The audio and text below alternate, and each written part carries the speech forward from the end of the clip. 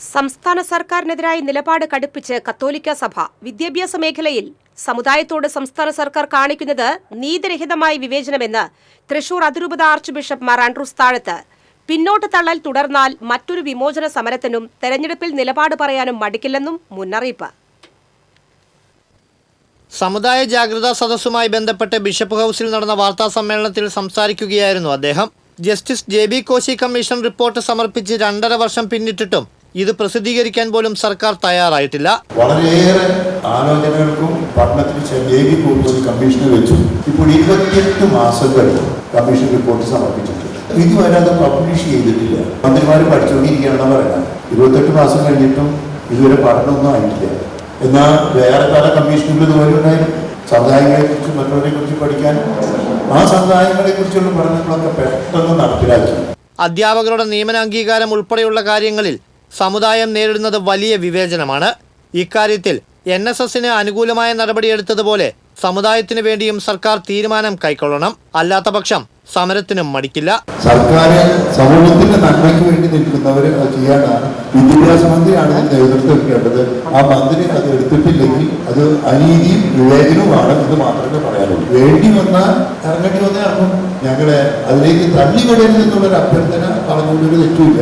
ഇനിയും ഇങ്ങനൊരു സാഹചര്യം വന്നു കഴിഞ്ഞാൽ ചെയ്യേണ്ടി വരും. കേന്ദ്ര സംസ്ഥാന വിദ്യാഭ്യാസ നയങ്ങൾ കാലോചിതമായി മാനദണ്ഡങ്ങൾ പരിഷ്കരിച്ച് ഏകീകരിക്കണം. കേന്ദ്ര തലത്തിൽ EWSന്റെ മാനദണ്ഡങ്ങളും കേരള തലത്തിലുള്ള മാനദണ്ഡങ്ങളും വ്യത്യസ്തമാണ്. അത് കാലോചിതമായി തിരുത്തി കേന്ദ്ര മാനദണ്ഡങ്ങളും സംസ്ഥാന മാനദണ്ഡങ്ങളും ഒരുപോലെയാക്കണമെന്നുള്ളതാണ് ഞങ്ങളുടെ ഒരു അഭ്യർത്ഥന.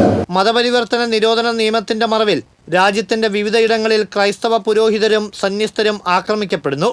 ദേശീയ ന്യൂനപക്ഷ കമ്മീഷനും ദേശീയ ന്യൂനപക്ഷ വിദ്യാഭ്യാസ കമ്മീഷനും പ്രവർത്തനരഹിതമാണെന്നും അദ്ദേഹം പറഞ്ഞു. ക്രൈസ്തവരെ സംബന്ധിച്ചിടത്തോളം സുവിശേഷം സ്വീകരിക്കണം, അത് ജീവിക്കണം, അത് മറ്റുള്ളവർക്ക് പകർന്നു കൊടുക്കണം. ഞങ്ങൾ നിർബന്ധിത മതപരിവർത്തനത്തിന് ക്രൈസ്തവർ ശക്തമായ എതിരാണ്.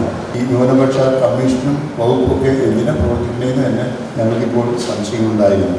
തങ്ങളുടെ അവകാശങ്ങൾ സംരക്ഷിക്കുകയും സഹായിക്കുകയും ചെയ്യുന്നവരെ തദ്ദേശ തെരഞ്ഞെടുപ്പിൽ രാഷ്ട്രീയ ഭേദമന്യേ പിന്തുണയ്ക്കുകയും പ്രോത്സാഹിപ്പിക്കുകയും ചെയ്യും. പിന്നോട്ടടി തുടർന്നാൽ വേണ്ടി വന്നാൽ നിലപാട് വ്യക്തമാക്കുമെന്നും മാർ ആൻഡ്രൂസ് താഴത്ത് കൂട്ടിച്ചേർത്തു. ക്രൈസ്തവ സമുദായത്തെ സഹായിക്കുന്നവരെയും തീർച്ചയായിട്ടും പ്രോത്സാഹിപ്പിക്കണം.